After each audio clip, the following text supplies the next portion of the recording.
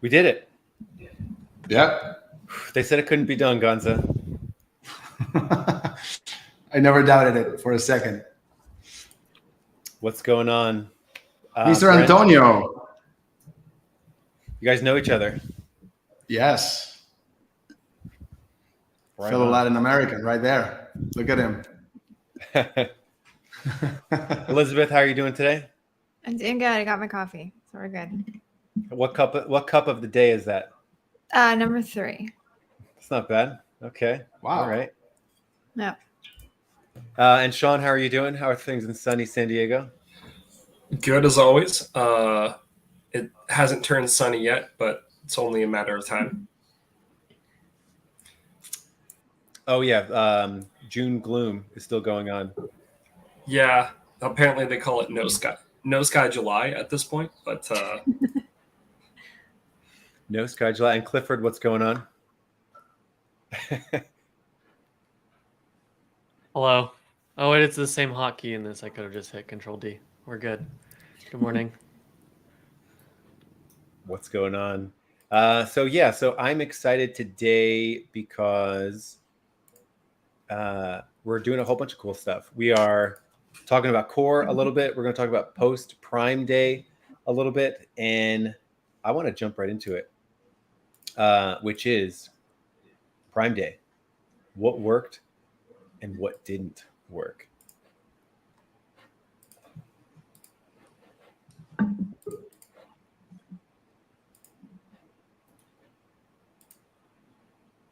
We're getting a lot of welcomes in the chat. Yeah. Awesome. Michael, was that a question? Like, are we supposed to start talking? Yes, this is it. My bad. Yeah, this is it. Sick. So for us, Prime exclusive discounts really were once again the home run that we thought they'd be for Prime Day, and yeah, so that was something that worked quite well. I don't know if others had found the same thing. I've found that deals on Prime Day have either been like an absolute home run or an absolute miss, but actual deals, Prime exclusive discounts have been just consistent, time after time, a very solid increase. What do you mean when you say consistent? Like what actual inputs and outputs did you notice? So for small sellers, obviously, like with a big seller, you're not going to see some of these numbers, but on small accounts, you'll see like a 5x increase over the average daily sales. On a big account, maybe you'll see like a 2x, 3x kind of thing, depending on how big we're talking. But that was something that was pretty consistent this year for Prime Day. Clifford, I see you nodding your head. Yeah, we ran similar. I would say our biggest brands typically have access to good, like, there's 7-day deals. Now they're called best deals. And on Prime Day, they're specifically for just the 2 days of Prime Day. I don't know if anyone noticed, but if you scheduled a lightning deal for Prime Day this year, you got the Prime Day window, which could have meant that you were not even on Prime Day. So some lightning deals actually would be scheduled for like 2 days after Prime Day. So we basically canceled every lightning deal that we had because none of them ran there. But for best deals, our biggest client successes came from those. And then everything else, we basically ran Prime exclusive discounts because there's not really any like requirements. You can run them all the way up until the day before, which is nice. So when your client can't decide on what they want to do, you can schedule it literally the day before and still run it. But our largest clients, we saw probably I think it was like a 6 times their normal day. Their normal day was already pretty big. And then some of our little guys saw 10 or 11x a typical day on Prime Day. And even the second day was surprisingly good this year. First day was very good. Usually the second day is, maybe half. But this year, a lot of our brands' second day was either equivalent or even better. Did you say 6x in some cases? Yeah, on some of our largest brands too. It was very it was a very good Prime Day. Wow.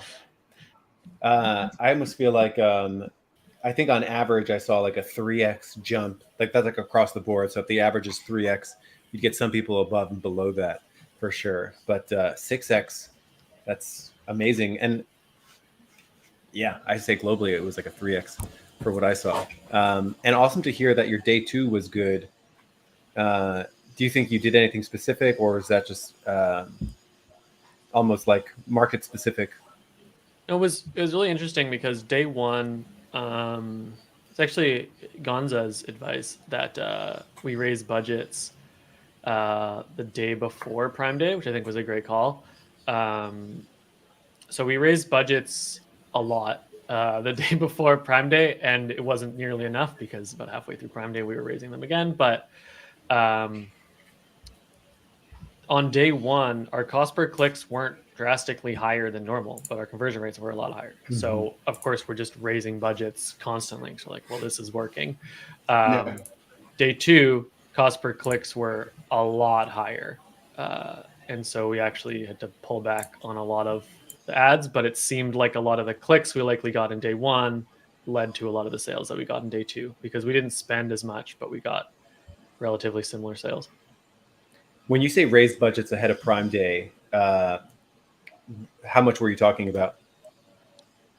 I would say coming into Prime Day, we basically tripled the budgets on a lot of our highest volume campaigns. By the end of Prime Day, those budgets were like 8 times what they started at. Wow. Yeah. And to your CPC comment, I saw, like a 25% increase on CPC for day 2, as opposed to like the rest of the month for sure, which is pretty significant to see like a 25% CPC increase. Gonza, you mentioned the budget increase ahead of Prime Day. Can you talk a little bit about that? Yeah, we feel from previous high traffic event experience that people start adding to cart maybe 72 hours, up to 72 hours. The bulk of it happens 72 hours before these high traffic events. Therefore, there's going to be a lot of click activity on your ads, and you might run out of budget. Even if you don't run out of budget, again, in terms of what Amazon understands as impression performance, in order to get those impressions, you might want to show Amazon you're willing to spend a little higher than normal. And that also helps those campaigns gain momentum before Prime Day. And then so you're very high on the impression rotation on the auction for the actual event. We saw that before. We also saw, I agree with you, Clifford, that we didn't see a huge spike on CPCs the first day. Yes, the second, and in our niches, they kind of are high. I mean, to this day, they haven't gone back to what they used to be before. Even Amazon's budget recommendations now are still in line with the Prime Day recommendations we had.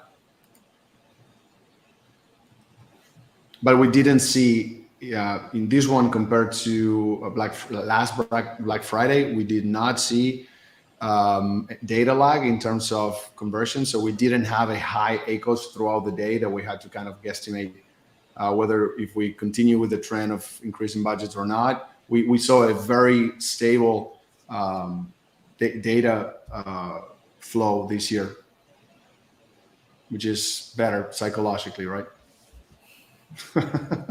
Yeah. How many times have you seen a message from someone that's like, hey, I'm turning off my ads on Prime Day because my ACOS is so bad on Prime Day? Yeah. Tough. Yeah, last Prime Day that we closed it, Prime Day we closed at maybe 25% ACOS or something like that. But what we saw was 95 throughout the event. And then 2-3 days later, we actually got over 25% average ACOS for the account, for most of the accounts. So those days were a little bit stressful. So it's just a little bit. Yeah, just a little bit. Should we take a question from the audience? Someone asked, in Prime Day, what gave a better return, lightning deals or Prime exclusive discounts. Sean Stone, I think you know the answer to this one. Easy peasy. Yeah, PEDs. Quick thing to mention. I actually had a client who started a new Prime exclusive discount halfway through day one of Prime Day, and it still worked. It's still like they're even letting you just start, and it got the badge. Like that's the most important thing with the Prime exclusive discount, and it got the badge. So that was pretty cool. But yeah, Prime exclusive discounts, unless you got a best deal like Clifford was talking about, those things can be absolute home runs. Very cool. Yeah, I followed Sean's recommendation. I just switched off all the lighting deals that we had scheduled, and we just went with Prime Day deals. I'm sorry, with Prime exclusive deals. PEDs, performance enhancing deals. PEDs, performance enhancing. Yeah. I want to say that's look at this. I couldn't look. Clifford saying he's doing stuff because he heard Gonza say something. Gonza saying that he did something because he heard Sean say something. Is that not the magic of core, everybody? My heart is warm. I see Dan shaking his head. Dan, how did your Prime Day go? It went fantastic. The big account saw 2-3x. I saw a couple 6-7. I even saw one 8x. So yeah, it's fantastic. I can't wait to unpack all the subscribe and savers. That's what I'm looking for. Mm-hmm. And that data comes in to see how well all those coupons hit the few days before and the rest of the week. I can't wait to unpack that. I think it was a grand slam. When you do unpack that, what does your process look like? Like, what are you looking for like subscribe and saves? Like, how do you factor that into your results? How do you use that information? I generally look for average subscribe and savers above the average month. So the way that I do my calculations, I leave out November and December because they're just going to make the numbers rise. So I do a 10-month, kind of rolling average to see how many subscribe and savers I get over the average month. That reminds me of something that Gonza was talking about earlier this week to me. Gonza, you like to look at Prime Day in July for the context of what it does to July on like a global scale. Like how does July compare to everything else? Yeah, because starting from the fact that Prime Day happens in July, because for Amazon, it's a crappy month. And for all of us normally, unless you're selling summer products, right? But for the account in general, for the business in general, it's not a good month. Therefore, you have low conversion rates for the most part during the initial part of July. Then you have this massive event that for Amazon, I think it's a 20x event based on normal days. So it's a massive event for them. And then you have a huge loss of conversion rate in the beginning because people are shopping. The month is slow. People are shopping pre-Prime Day. They're just browsing around, clicking on ads, adding to cart, but not converting. And then you have a huge amount of returns that happen after Prime Day. For that famous or infamous, did not want to buy this, or I thought it was different, or those returns that we get.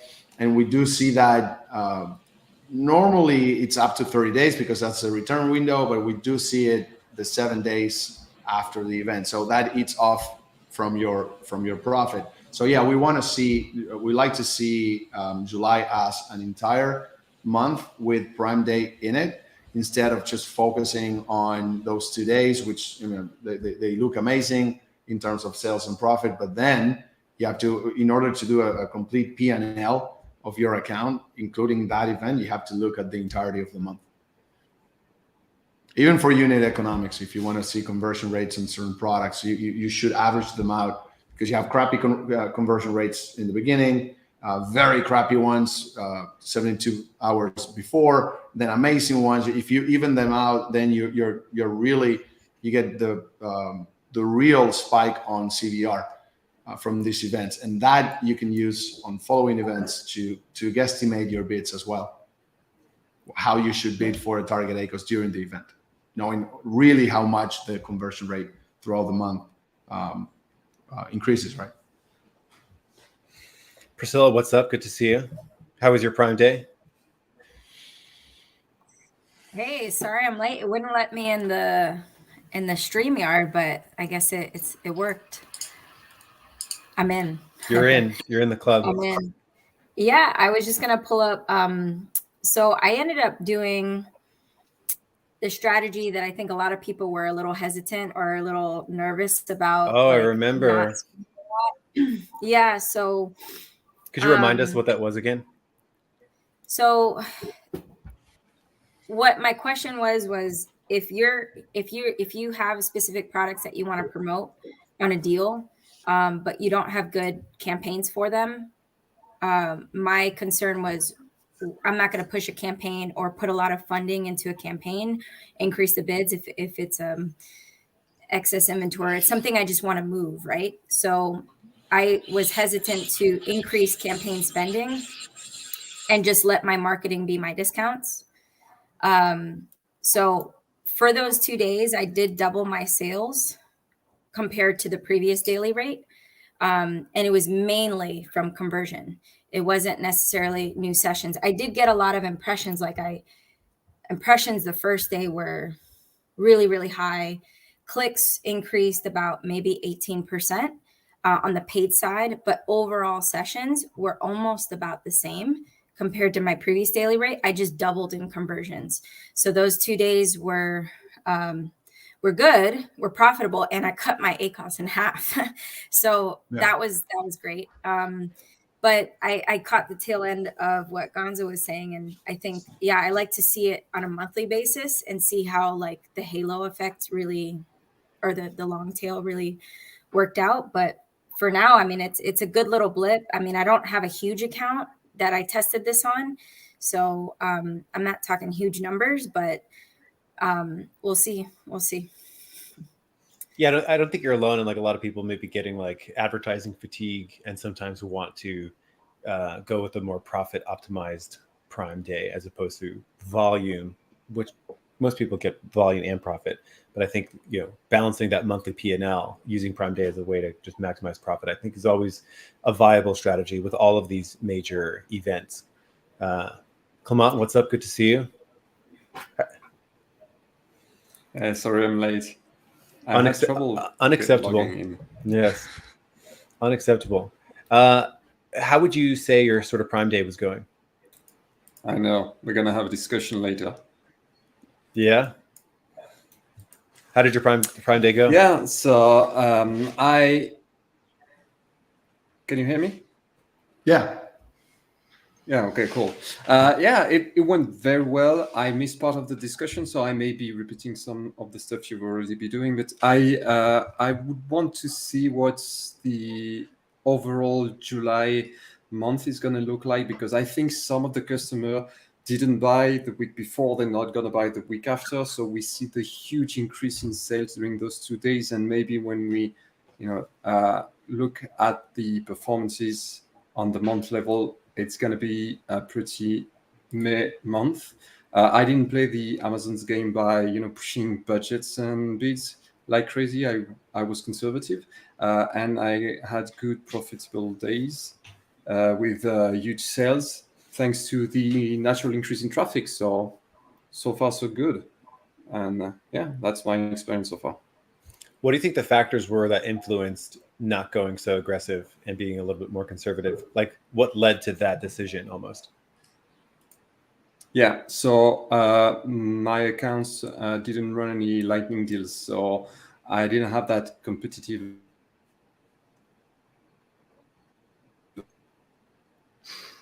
Last words from Clement. I hope he's doing okay out there in the void where he's been frozen. We need to find the body. Yeah. Bring it to his family. Yeah. And Brent, we haven't heard from you so far. Brent, how's everything going? How did everything go with your clients? It went pretty well. One thing I noticed, because I actually have a data dashboard in front of me here, is that in general, the tacos was actually a bit higher this year because the overall revenue was down from last year's Prime, but the ad revenue stayed the same. So I'm not sure what that means. It's like ad revenue is consuming a larger percentage of the overall, and the overall's down. But our spend was definitely up year over year just based on the client portfolio we have. That's one observation. The second thing I'll mention is there's a tool that we use that integrates with marketing stream, and that allowed us to see the budgets moving in 5% increments and getting alerts on that. And that was something that they rolled out like the day before Prime or something like that. That's like cutting edge because it was so interesting to see, and that helped us keep on top of the spend. Because as we all know, logging into the ad console is like, kind of stabbing in the dark. We're not really sure what the situation is there with spend, if it's lying to us or if it's not lying to us. There's some serious data delay, but with the marketing stream, we have a bit more confidence. So that was interesting. Yes, that's awesome. Gonzo, you mentioned something about continued discounts for days after Prime Day. Yeah, we did. We started an email marketing campaign days prior, and we announced. We didn't announce the extension. We just announced the Prime Day to our email list, and then we email blast them heavily during those 2 days. And once the event was over, we started emailing them about an extension. We did it for two reasons. Our customer base is not that huge in terms of emails. We didn't expect a lot of traction there. However, we do realize that every time that these high traffic events end, the two following days are super crappy. And what happens is that your prices go up 30% or 20%, whatever the discount is for these events. And that really degrades campaign performance because your conversions go super low, right? Because the event ended and because of the increased price point. So we said, okay, let's give this algorithm a little bit more time to adjust. We have less traffic during those days because the event is over, but at least pricing is the same. We eat that dust for 2 more days and then slowly start to increase our prices. I feel like that's brilliant because you're right. Like the days post Prime Day or post, any of these peak events are always so pitiful. So doing something to boost profitability and revenue on the days after surely gives you a nice boost. And again, like I love the perspective shift where it's like, hey, like maybe don't just focus on the 2 days of Prime Day, but like how do you make the entire month a bit better? And like we know what's going to happen post Prime Day. Conversion rates are going to fall below average. So why not do something to boost that for sure? Yeah, and what you want is at least during those 2 additional days for you to convert better than the competition. Whatever traffic is left, you convert it better, and then your campaign performance doesn't degrade, and you ease off a little, a little easier towards normality. Yeah, we got a comment here from Lewis. What's up, Lewis? We know Lewis. So post Prime Day, ad CBR down, ACOS tacos way up. I'm curious if anyone thinks about tacos on the days after Prime Day. I feel like it doesn't normally get talked about. We normally just comment on how sales are lower, but I'm curious on the ratio of tacos. Clifford, I see you shaking your head there. How generally do you think an advertiser could try to mitigate a tacos rise in the days after Prime Day? This is an interesting question. I mean, you have to match conversion rate the best you can. So, like, I think majority of accounts, you look at your top spending campaigns, and it's going to be like 5 or 6 campaigns are probably the large majority of your share of spend, typically, the way things usually spread out. And just diving into those 5 or 6 campaigns, looking at the individual keywords or targets, and being honest with yourself about how conversion rate's going to change in the next couple of days. Like look at a normal day, look at your pre-Prime Day days, and go where your conversion rate is expected and assume your cost per click will say roughly the same. And your target bid's likely going to be a lot lower than it is on Prime Day 2. So as much as there was a lot of bid and budget increases on Prime Day, there was a lot of bid and budget decreases on the day after Prime Day to try and follow it down. But we did a similar thing, like Gonzo mentioned there, of discounting afterwards, except we transferred the discount to a subscribe and save coupon the day after. So we were running a 20% discount on Prime Day, like a Prime best deal thing on Prime Day for 20% off. And then we transferred that to be a subscribe and save coupon on the Thursday onwards. Getting creative. Yeah, because so much of bid and budget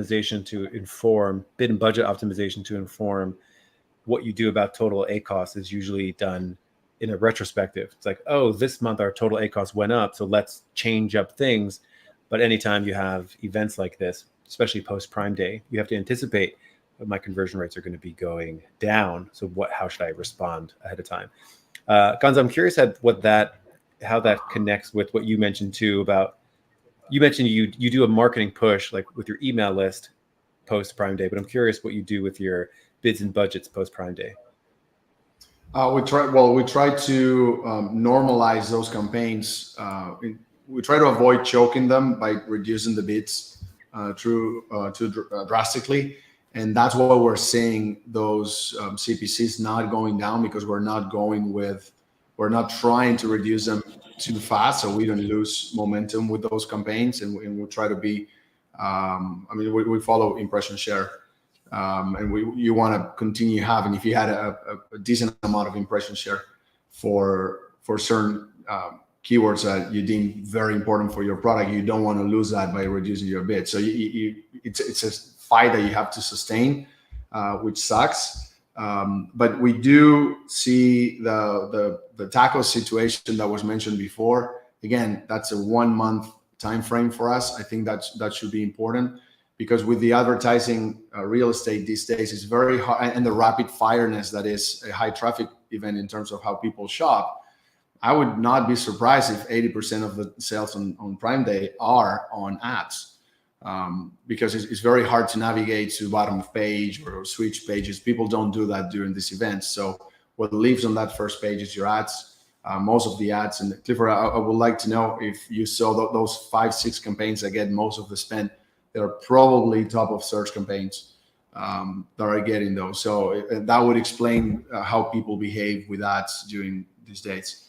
But yeah, to answer your question a little bit more, Mike, we don't reduce budgets, or we left the budgets where they are. Of course, we're probably spending 10% of the budget, and Amazon is actually requesting more, even if we're not spending it. It's kind of the algorithm it's probably averaging out spend, including the event, and they haven't stopped doing that. But we're just keeping those CPCs. In some cases, it's resulting in very high ACOS. We're guessing that happens to everyone else. So when that happens, we start decreasing. I think that's what most advertisers do. They are reactive always.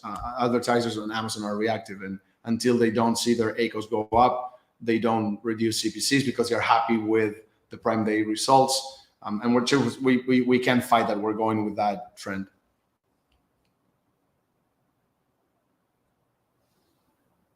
You're muted, I think.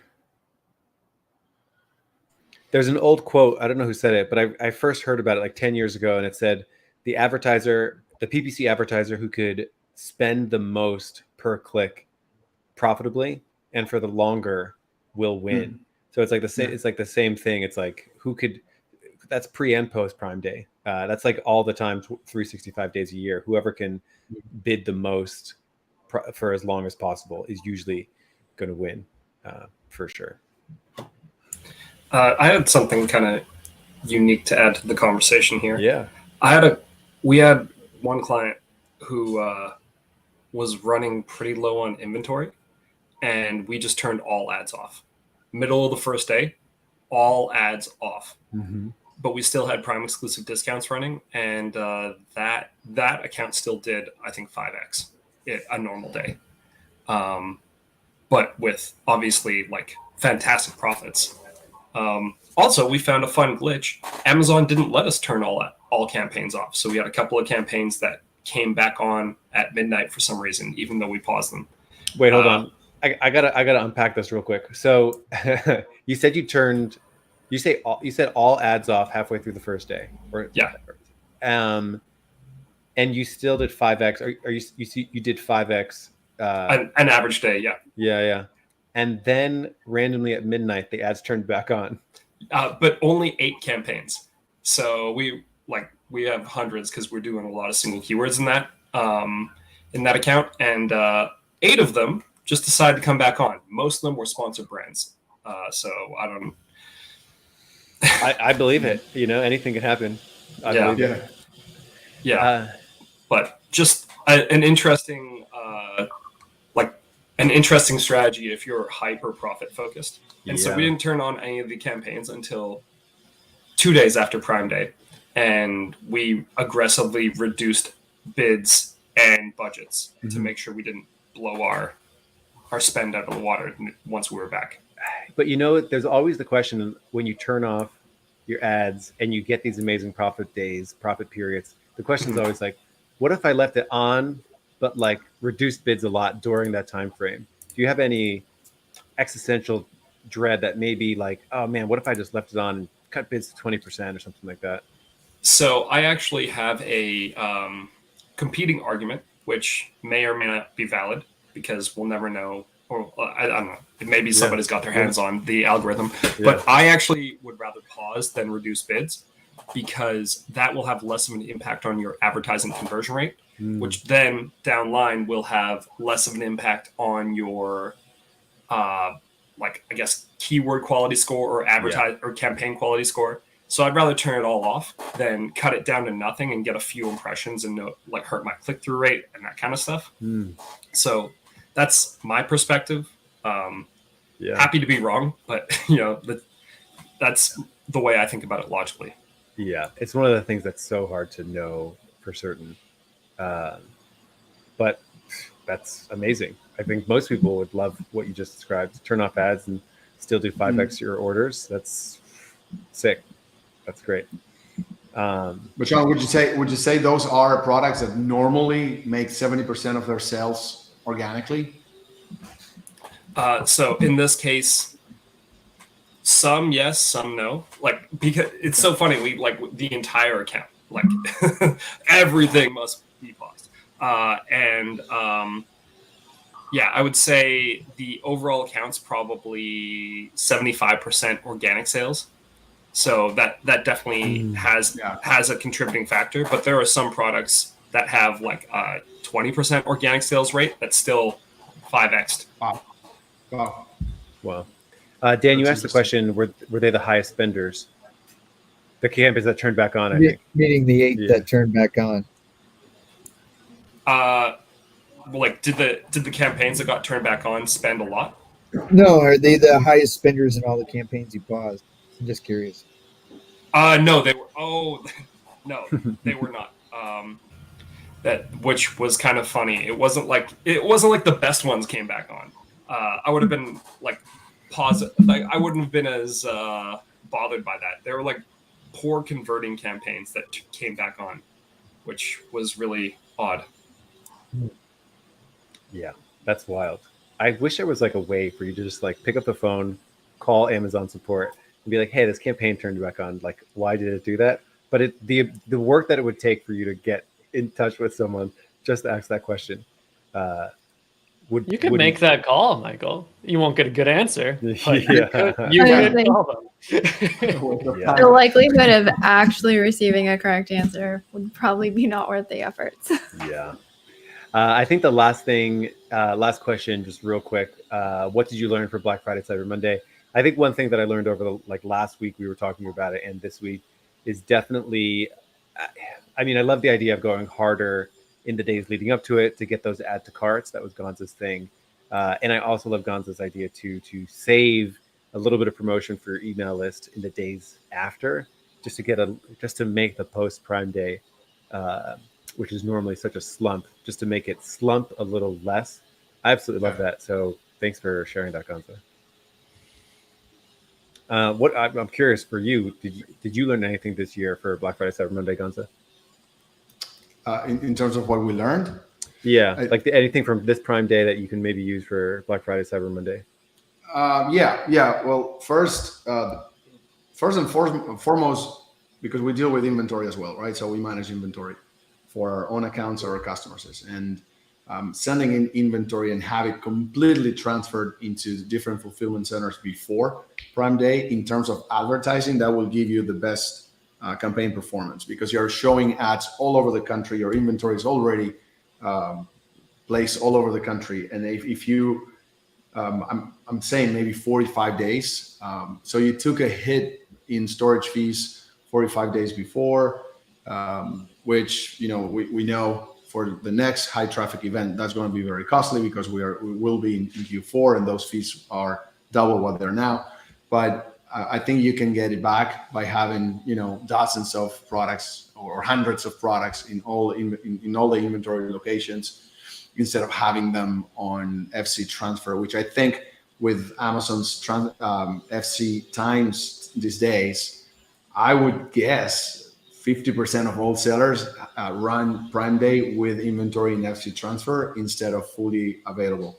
So, including ourselves, we had some products that were, but we did have a few thousand units of every product already available, and that shows, second or same day delivery, and that further increases CVR. It helps your Amazon, of course, will check inventory before deciding how to assign impressions for Prime Day, and that gives you more exposure for sure. So that's number one. We're moving. We already talked internally with supply chain to start planning for November and having inventory already available first, half of October. It's going to be costly, but I think it's going to give us, those events are bigger for us. And the other thing that I think I get from this one year after year is that on accounts are low during the summer when you sell primarily winter products. We see the high traffic events of winter to be maybe 6x, 5 to 6x, what you guys are reporting here. This one for one of our accounts were like 19x, simply because it was a crappy month. These things are not selling in the summer, and they're expensive. That's another factor. So with those, we do see a huge spike in sales, even if we don't discount the products, just because they are desirable products that people want. They're expensive. They're $70, $80, $90, $150, and they're winter products. They're very low during the summer, and then boom, all of a sudden you have a 6x of a winter day, but in the middle of summer. That's what makes it be a 19x, which is super abnormal. But then for the rest of the high traffic events that happen on winter, we're not going to expect 19x. We're going to expect, I think, 4 or 5, because we would be in high season already. And for products that are consumables, when you're not running this kind of, we saw this in past events, but with this one, we kind of sealed that notion that if you have a consumable and you're not running anything, it just doesn't go up that much. It doesn't. It kind of, you get a couple of 2x maybe a normal day and not a lot more. Again, depends on what is it that the consumable is, the price point of the consumable. But we didn't have a lot of inventory of one of our consumable brands, and we kind of tested it by chance. We run a PED on just one of them, and that one did like 7x, and the other ones did like 1.5 to. So it's those deals do help for sure, even on consumables. I'm going to give we're going to talk about core in a second, but I'm going to give Clifford this last question. Clifford, what's the future of Amazon? Oh, that's a great question. This is a light question. Yeah. How much time do we have? Yeah. No, I mean, Amazon, my big dream goal for Amazon is they're going to take over all of Shopify, and your store on Amazon is going to have pixel abilities. And yeah, because they have their fulfillment network already built out, Shopify doesn't need to exist, and Shopify can never compete with 2-day Prime shipping across the entire United States. Like, it's, eventually. Clifford, I'm blown away with this answer you gave, because I was expecting, like, I don't know, some Blue Origin, Jeff Bezos goes to the moon and puts the Amazon logo on the moon. But like what you just said was actually an amazing idea. Like, if Amazon could unify every Shopify store, and whenever you go to any Shopify store, you're just like checking out with Amazon, and then like it's all integrated. Wow. We live in an ancient system where people go to individual brands' websites to buy products. It's a wild west that we live in. Wow. And I don't think that's going to exist for a lot longer. Wow. We wanted to finish up in the last 20 minutes here and talk a little bit about core community itself. We've got some amazing core community members here. I'm going to go ahead and actually, I can share this little presentation. that we got going on over here. Why was Core Community started? I think that exactly for this reason. I think on this call we heard from, Clifford saying that he learned something from Gonza, Gonza saying that he learned something from Sean saying that he learned something from someone else, and so on and so forth. I think there's so much incredible value in learning from each other. And that's why sort of we built this core community, which I'm super excited and super proud to sort of talk about. Elizabeth, you want to take this slide? Sure. Sorry, that was my bad. I took down the slide because I was trying to take the logo off. Took down the whole thing. Yeah. So this is something that we're really excited for, that we all were talking about as much as we want to facilitate learning. And I feel like this discussion that we really had kind of showcases how we intend to facilitate that learning. And also why in Core, it's not just myself who's launching this, or Michael and Gonza really were a lot of the brains behind really at least getting this concept started, and then bringing in Brent and me as well.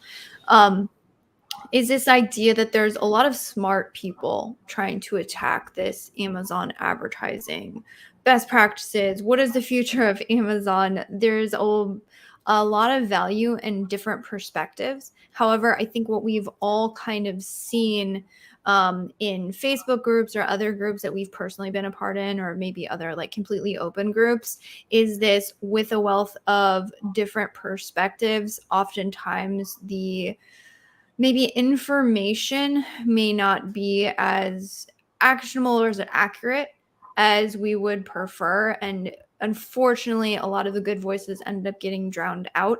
And so what ends up happening at the end of it, although the intentions were started very good, is like a knowledge share. It becomes this very much everyone talking all at once, and there's no curation, and there's no refinement of ideas, or there's no kind of filtering of ideas. So that's kind of what we really are focused on in making Core different. So part of that and us doing this system is really getting a lot of feedback from our community. All of us, the founders, do a lot of interaction with Amazon sellers as a whole, or brands. So we're getting insights from the community, also our teams, and different challenges that we're tackling as ad agencies. And we kind of allow those to, filter through, and then really help the community, or allow the community to help us define what it is that's really important. So that's why like Prime Day was really important to us, to be able to like come hot off the presses, or what worked, what didn't work, what were you seeing? And then a lot of us, going to be carrying those insights into Black Friday, Cyber Monday, or next year on Prime Day. So we can really just all get better as a community. And then so just again, kind of allowing us to help curate and filter topics that are the most important. And then moving that into a knowledge share. So that's going to be done through weekly calls, or we also have a moderated forum. And each piece kind of has a part, and Michael's going to go through each of the different pieces and how those can kind of come together and function. But there is kind of like a feedback loop. And then number 3 is like system and SIL. So us allowing the conversations to go a lot deeper. And then sort of releasing, Michael's going to go through like how we intend to release like content packs, which allow you to almost like SOP it, and something you could then hand off to your team.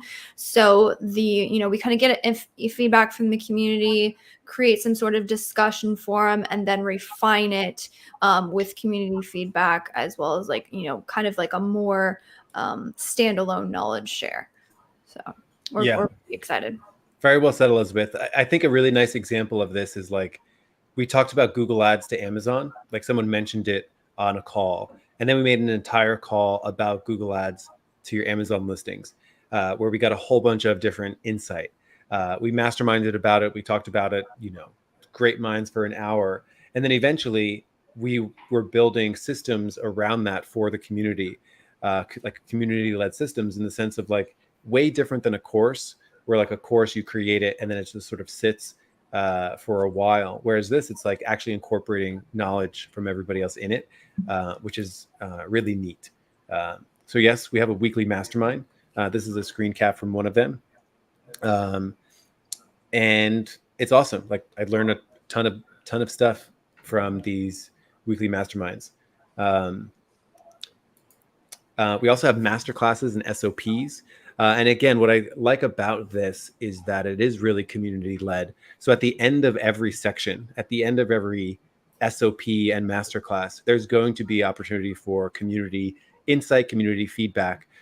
So if it comes to some kind of strategy that we're using ChatGPT to use in our Amazon marketing, and another person has a share on it, and another person has a share on it, and another person evolves that system to do something different with it, that will go and get updated in this document, which I think is really, really cool to have a base of like community knowledge, community documents, so that we can get, sort of stand on the shoulders of all of ourselves, where it's like we're pushing things forward. So as one person learns something, they benefit from sharing it from everyone else because other people are doing the same thing, which is really cool. Gonza, anything else to add about the masterclasses and SOPs?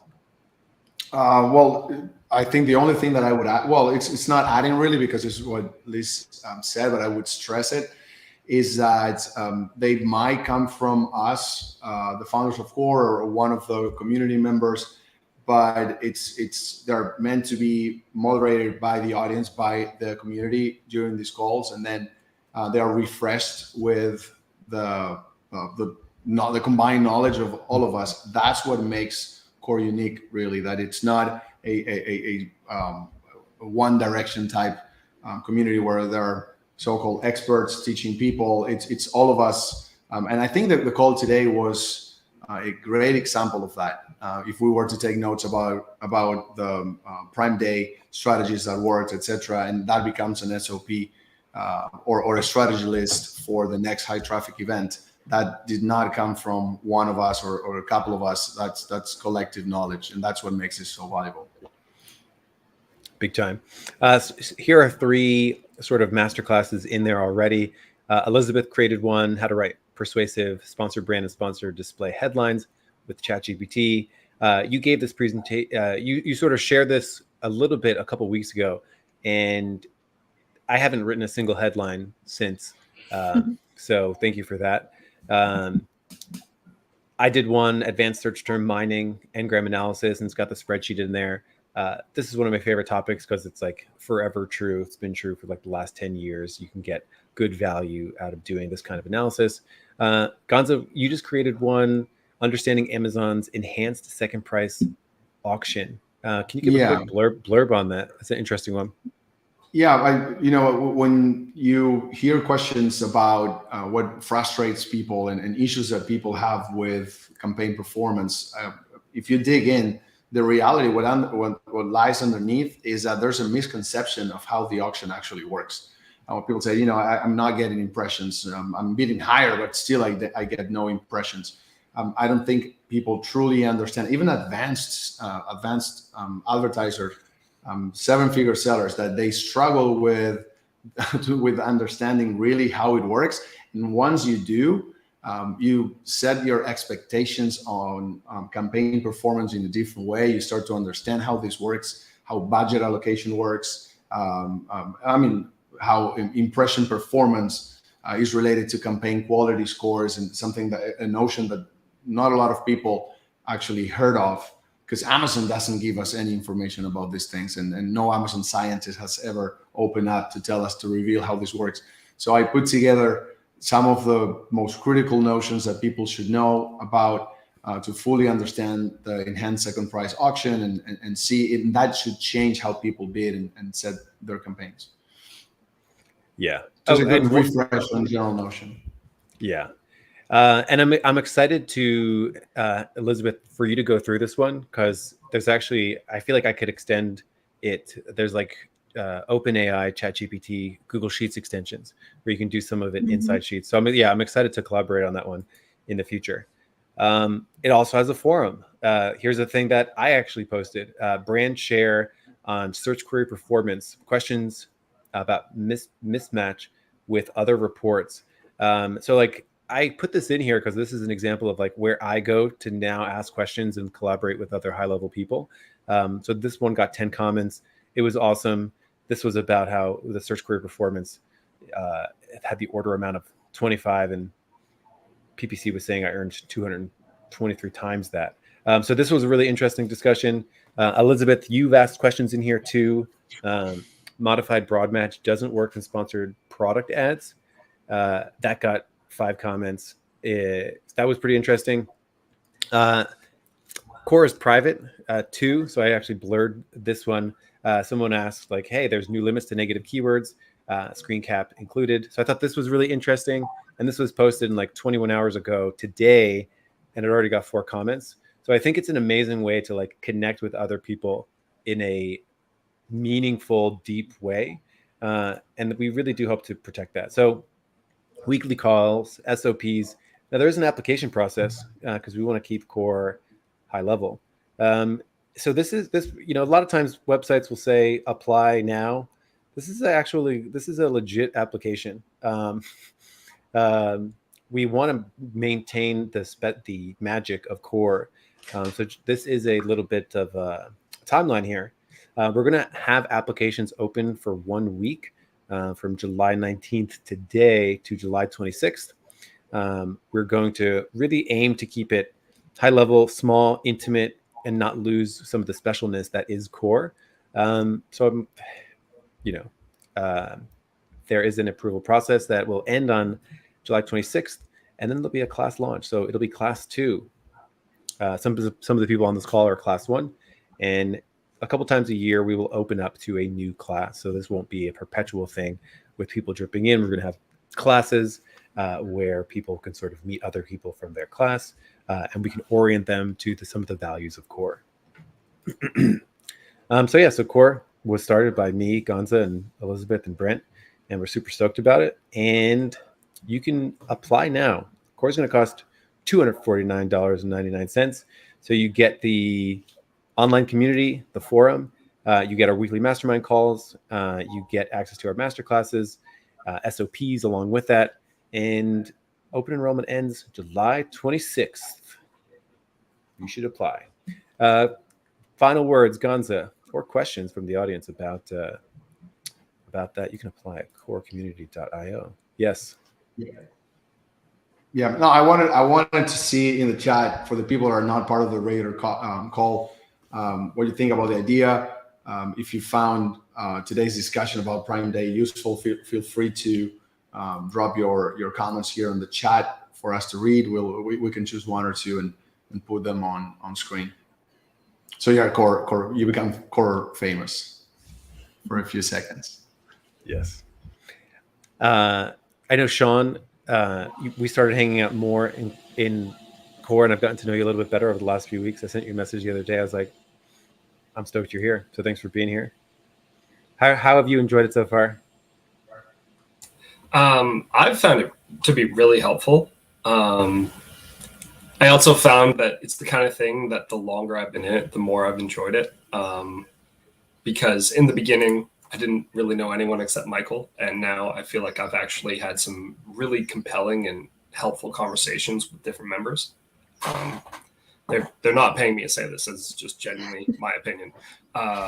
And I can absolutely 100% say that I learned something. One of the strategies that Clifford shared about sponsored brands, I used for my clients on Prime Day, and it worked very well. So shout out to Clifford. Yeah, a fellow Canadian. So thanks for helping me. Of course. Yeah. Of course. Brent tuning in on a bus. Very interesting. I find this actually hysterical. No big deal. Just opening up core today. I'm going to go on a bus. But that's commitment, you see. That's commitment, ladies and gentlemen. He's just trying to get things moving. Yeah. Literally on a bus. Okay. Well. Nope. You could just. I wanted to say mute. part of what's interesting about core, if you can hear me, I don't know, it's the browser and the app, it's not working super well, is that this is the kind of place that all of us have wanted for so long. And I think also something that all of us have had but not in a formal structure, because all of us agency owners, PPC people, we've consulted with each other for years. And this is a formalized, structured, intentional version of that, right? That's what makes it so interesting and special. And a lot of people that have contacted us about this, I'm talking to some people at this event here, they're basically like saying, I'm all alone in the woods and I want to know what to do, and I don't have a place to turn to or people to talk to. That's what this basically is. This is our vision for that. Yeah. Thank you, Brent. I'm stoked that I can bring together some people that I knew who are awesome. So like introducing Clifford to Sean has been great. Dan, we didn't know each other before this, and it's been great getting to know you. You've always got such amazing things to share. Thank you. Yeah. I love Core. This is great. I mean, we get to unpack everything and see all our minds working together for one common goal. And that's a beautiful thing. Yeah. It's abundance thinking. So anyway, I think that's it. I think we've done it. Gonzo, would you like to have the last words? Liz, ladies first. Yeah, no, I would just echo what Brent was saying, and that's kind of the beauty and the power of what I've seen of this group all along. Is, because I was good friends with Michael. Actually, I didn't know Gonza before Michael kind of invited me to join this, but talk with Brent very often and other people who have been a part of this community that, I've kind of invited for like our first class. All of us have fostered, because as agency owners, we have our teams that we collaborate with, or we look at across like all of the accounts that we're managing, but we're still like, Michael's still, all of us are still like, okay, so what are you guys doing? Or if we see, kind of like a post Prime Day drop across all of our accounts that was even a little bit down than what was the Prime Day drop we're expecting. Like that was coordinated across all of our accounts, but then oftentimes we'll reach out to other agency owners that we know that also are managing quite a few accounts, be like, okay, can you help me validate this? Or like you saw, even Michael and me asking questions in the forum, like, okay, this is what I'm seeing. I've seen this across other accounts. Can you help me validate my findings? So we've all fostered that, like Brent was saying, behind the scenes internally, because we have these connections. But for us to be able to bring that magic to the Amazon community at large, I think that's the thing I'm most excited about. Very well said.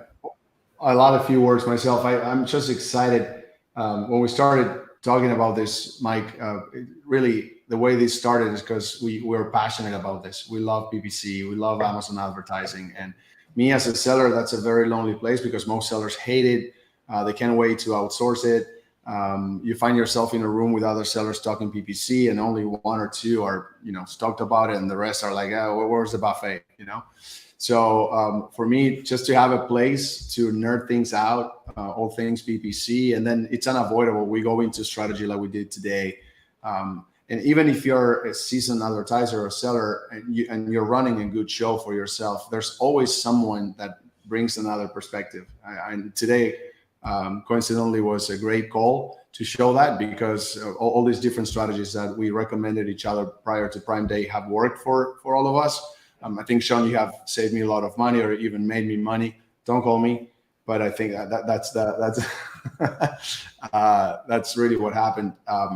And so, as I said, it's a very lonely place, and we live in a world of it depends, right? When it comes to Amazon, there's no straight answer to any question. There are different ways of doing things, and all of them are right. And just to hear where other people, we're young entrepreneurs, some much younger than me, but at the end of the day, we're also self-learning. And to me, it gives me a lot of pleasure and pride to see people, young entrepreneurs, finding their ways into their businesses and the business world by self-learning, by self-educating through very painful trial and error, sometimes very expensive trial and error.